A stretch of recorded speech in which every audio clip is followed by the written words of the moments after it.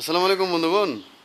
এই যে আপনি আপনি দাদা, আপনি আপনাকে বলছি, শুধু স্ক্রিনটা আপ অ্যান্ড ডাউন না করে একটু থামেন, 1 মিনিট, 1 মিনিট থামেন, একটু থামেন। আপনাকে বলছি দাদা, ও আমার বন্ধু, দাদা শুনেন, একটু দেখে যান।